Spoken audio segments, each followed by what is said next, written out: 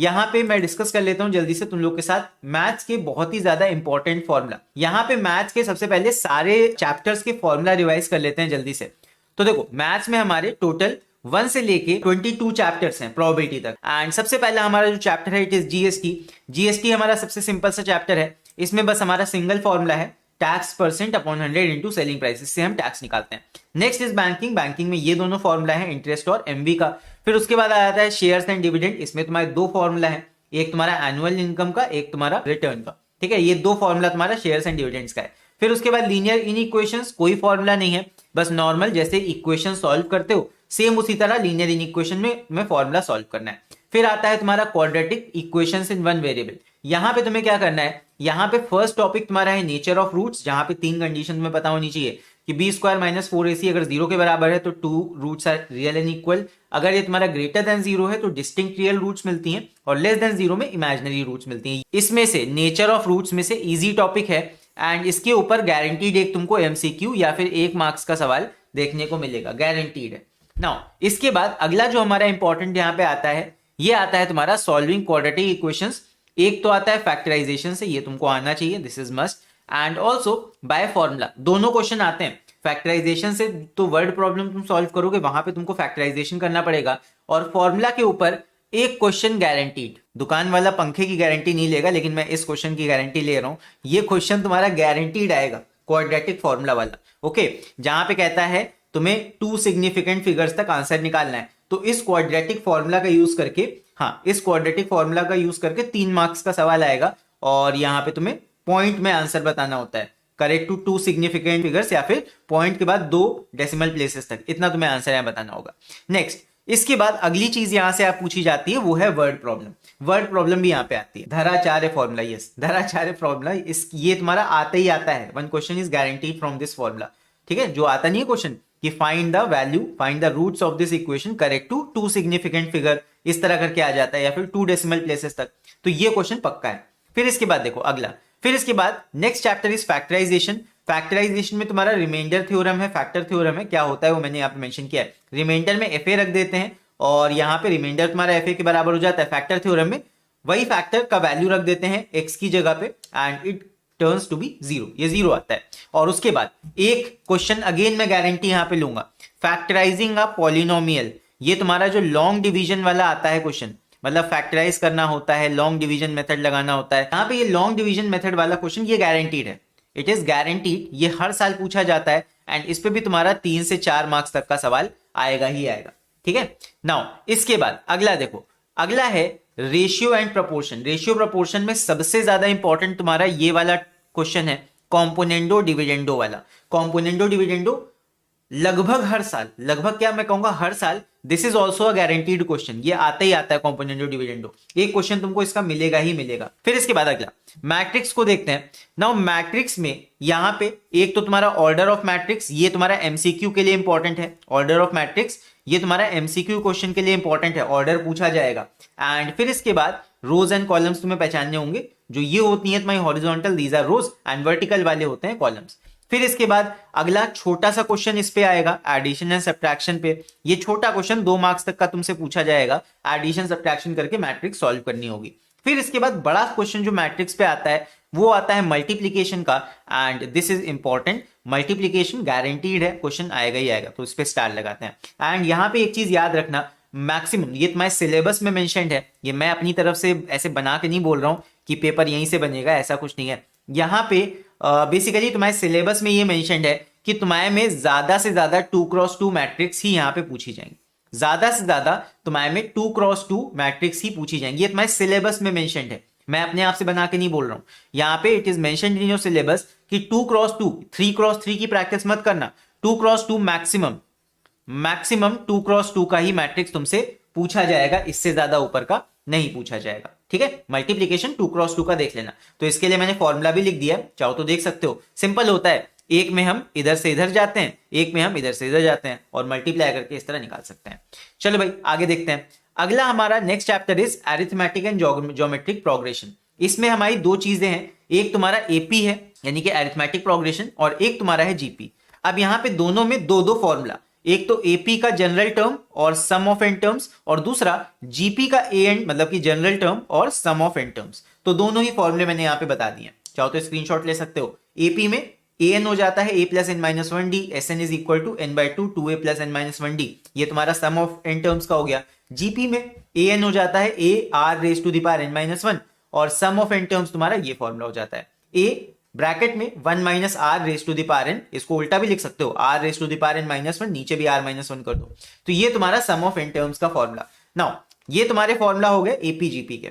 अगला देखते हैं, अगला इसके बाद है reflection, again without formula base. इसका मैंने तुम्हें तरीका भी बताया हुआ है अपने रिफ्लेक्शन वाले वीडियो में, जहां पे रिफ्लेक्शन मैंने तुम्हें सिंपल तरीका बताया था। शीशा इमेजिन करो, सामने खड़े हो, शीशे में देखो कहां पे रिफ्लेक्शन बनेगा, there is no formula and simple इसको तुम रिफ्लेक्शन के कॉन्सेप्ट से, इसको बस कॉन्सेप्ट लगा के एक इमेजिन करके यहाँ पे रिफ्लेक्शन का कॉन्सेप्ट तुम इसको लगा सकते हो बड़े आराम से।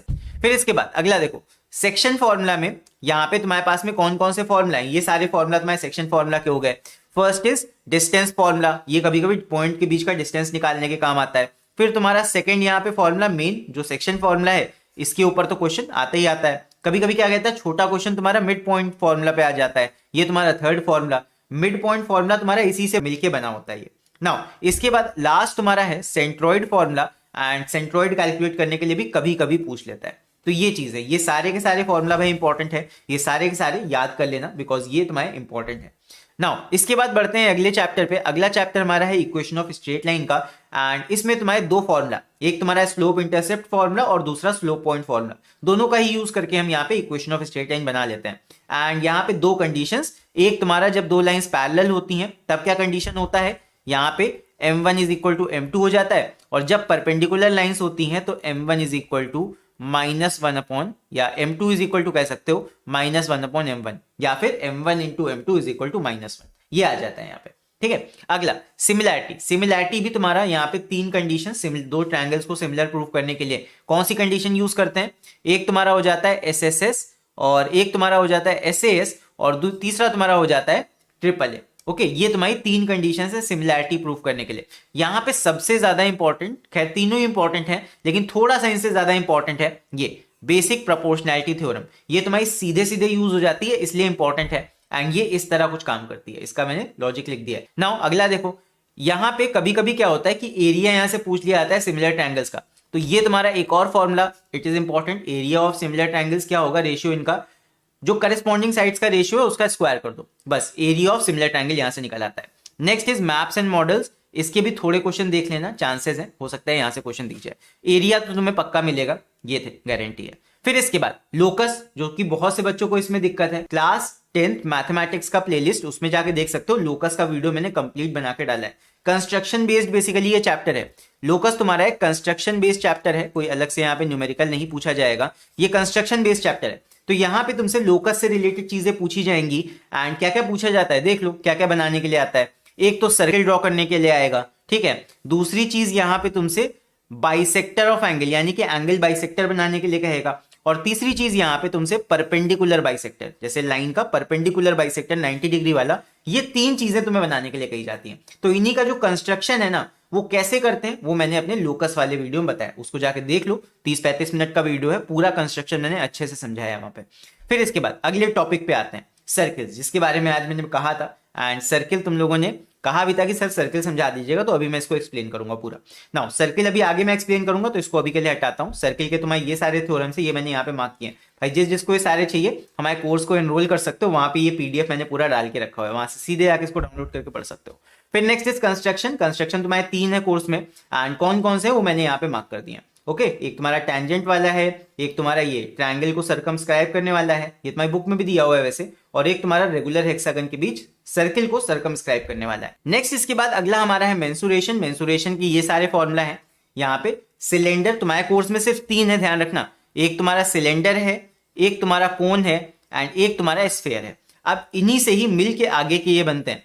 हेमिस्फीयर तुम्हारा आधा स्फीयर हो गया, तो ये तुम्हारा स्फीयर का ही पार्ट है एक तरह से। हॉलो सिलेंडर, ये सिलेंडर ही तो है, हॉलो है बस, तो यहाँ पे सिलेंडर से ही तुम्हारा ये हॉलो सिलेंडर बन गया, ठीक है, सिलेंडर से ही हॉलो सिलेंडर बन के आता है।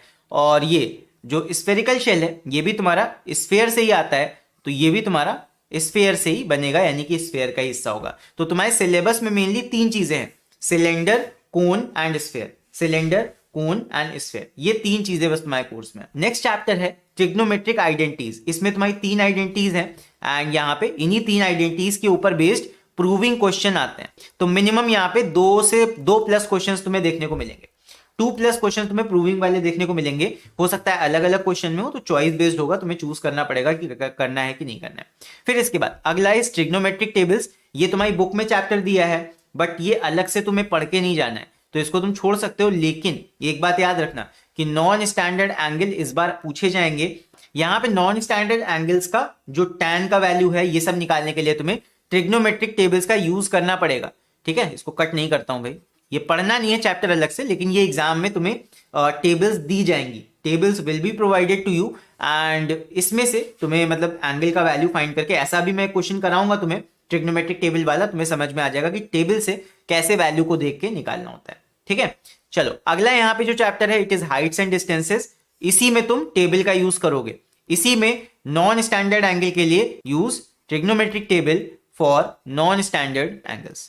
तो यहां पे ही ट्रिग्नोमेट्रिक टेबल्स का यूज करेंगे। अगर नॉन स्टैंडर्ड वाला एंगल आ जाता है, मान लो 30, ये तुम्हारे स्टैंडर्ड वाले कौन से होते हैं, 30 होता है, 0 तो होगा नहीं, 30 हो गया, 60 हो गया और 45 भी एक होता है बीच में, तो ये 3 तुम्हारे स्टैंडर्ड एंगल्स हैं। इनके अलावा कोई भी अगर आ जाएगा तो वो नॉन स्टैंडर्ड हो जाता है। जो एंगल ऑफ एलिवेशन, देखो कोई चीज अगर तुम सामने ऊपर की तरफ देख रहे हो, ऐसे इस तरह गर्दन उठा के, तो उसको हम बोलते हैं एंगल ऑफ एलिवेशन।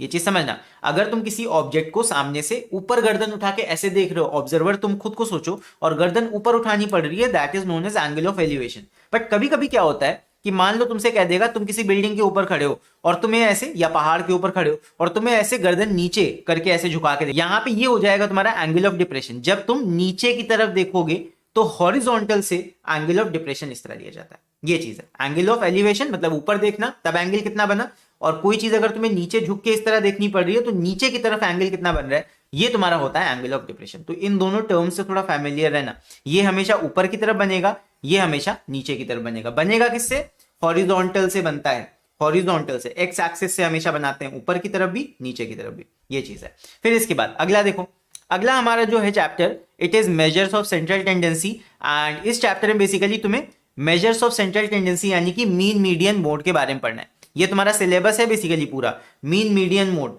एंड ये तुम्हें रॉ डेटा के लिए भी अगर आएगा, छोटा क्वेश्चन आएगा, और एरेड डेटा यानी कि जो तुमको टेबल फॉर्म में दिया होता है उसका भी तुम्हें निकालना आना चाहिए। फिर इसके बाद मीन, जो सबसे पहला यहाँ पे टॉपिक है, मीन तुम्हारे 3 तरीकों से यहाँ पे बताया गया है बुक में। सबसे पहला है डायरेक्ट मेथड, डायरेक्ट मेथड भी पूछा जा सकता है, कम मार्क्स में आएगा, लेकिन 2 वाले यहाँ पे ज्यादा इंपॉर्टेंट है, एक तुम्हारा शॉर्टकट मेथड और एक तुम्हारा स्टेप डेविएशन मेथड। तीनों का ही अलग अलग फॉर्मूला है। डायरेक्ट मेथड का देखो ये दे रखा है sigma F x upon sigma F. Shortcut method में हम यहाँ पे एक अज्यूम मीन मान लेते हैं, ये तुम्हारा क्या हो जाता है, अज्यूम मीन। अज्यूम मीन मान के हम कैलकुलेशन थोड़ा सा छोटा कर लेते हैं, एंड फिर उसके बाद में एक और तुम्हारा स्टेप डेविएशन मेथड होता है, इसमें थोड़ा सा और हम कैलकुलेशन कम कर लेते हैं, इसमें थोड़ा और काम करना पड़ता है हमें, ये चीज है। तो ये तीनों मेथड्स तुम्हें आने चाहिए। यहाँ पे एक चीज अच्छा ध्यान रखना है, तुम्हारे सिलेबस में मेंशन्ड है दैट मीन मीडियन, ये 3 चीजें, एक तो मीन, मीडियन और mode. Mean median mode, model class का मतलब वही है जिस क्लास में, ग्रुप डेटा में जिस क्लास में तुम्हें मीन मिलेगा वही तुम्हारी मीडियन क्लास हो जाएगी, और जहां तुमको मोड मिलेगा वो मॉडल क्लास हो जाएगी। एंड बेसिकली यहाँ पे ग्रुप डेटा में क्लास तुमको मिलेगी, और अगर एरेड डेटा है बिना क्लास वाला जिसमें तुम्हें फ्रीक्वेंसी और डेटा और फ्रीक्वेंसी दे रखा होता है, तो उसके लिए तुम्हारा सिर्फ मीडियन और मोड ऐसे रहेगा, क्लास नहीं रहेगी। तो ये दोनों ही पूछे जाते हैं, these both are important. Array data जहां पे सिंपल बिना क्लास वाला डेटा दिया होगा वो भी इंपॉर्टेंट है, और ये ग्रुप डेटा जहां पे क्लासेस दी होंगी, this is also very important. तो हर तरह से ये तुम्हें सॉल्व करना आना चाहिए। फिर इसके बाद यहाँ पे एक दूसरी चीज और कि कंटिन्यूअस वाला भी आ सकता है और डिसकंटिन्यूअस क्लासेस भी आ सकता है, both continuous and discontinuous classes. ठीक है, कभी कभी क्या होता है क्लासेस कंटिन्यूअस नहीं होती, तो वहां पे भी तुम्हें कैसे उनको कंटिन्यूअस बनाना है ये वाला तरीका तुम्हें आना चाहिए। टफ है मुझे पता है ये चीज, तुम्हें पहले क्लासेस को कन्वर्ट करना पड़ेगा, थोड़ा सा एक स्टेप बढ़ जाता है इसमें, बट चांसेस हैं, हो सकता है भूले भटके ये भी आ जाए। ठीक है, नाउ इसके बाद अगला देखो, अगला यहाँ पे जो दूसरी चीज मोस्ट इंपॉर्टेंट है जो तुम आसानी से प्रैक्टिस कर सकते हो, जिसमें तुम्हें ज्यादा कुछ याद करके नहीं जाना होगा, वो है तुम्हारा एक तो हिस्टोग्राम एंड दूसरा ओजाई। हिस्टोग्राम एंड ओजाइव, इन दोनों में से कोई एक, एनी वन तो आएगा ही आएगा। तो हिस्टोग्राम बनाने के लिए आएगा ग्राफ पे, या फिर ओजाइव बनाने के लिए आएगा ग्राफ पे। एंड यहाँ पे हिस्टोग्राम से हम क्या निकालते हैं, मोड निकालते हैं। और अगर तुम्हारा ओजाइव बनाने के लिए आता है, अगर ओजाइव बनाने के लिए आएगा तो ओजाइव में तुम्हें अपर क्वार्टाइल निकालने के लिए कह सकता है, लोअर क्वार्टाइल निकालने के लिए कह सकता है, और मीडियन निकालने के लिए कह सकता है। तो ये सब ओजाइव से निकलता है। ओके, तो ये चीजें क्लियर रखना, कौन सी चीज किससे निकलती है, और गलत सलत कुछ मतलब निकाल के मत आ जाना। फिर इसके बाद लास्ट चैप्टर इज हमारा प्रोबेबिलिटी। प्रोबेबिलिटी सबसे सिंपल चैप्टर। यहाँ पे सिंपल तुम्हारा क्या फॉर्मूला होता है, probability of a event is equal to number of favourable outcomes upon total number of outcomes. ये तुम्हारा हो जाता है सीधे सीधे प्रोबेबिलिटी का सिंगल फॉर्मूला। इसी फॉर्मूले से सारे क्वेश्चन हो जाते हैं। तो ये तुम्हारा कंप्लीट एक ओवरव्यू था, एक क्विक लुक था सारे के सारे चैप्टर्स के फॉर्मूलाज पे। इतना तुम्हारा बेसिकली सिलेबस है, ये तुम्हारा बुक का फ्रंट पेज है। एंड बेसिकली इतने तुम्हारे चैप्टर्स हैं, एंड ये सारे के सारे चैप्टर्स के फॉर्मूला जस्ट अभी हमने एक बार होता नहीं है नजर मार लिए सब फॉर्मूलाज पे।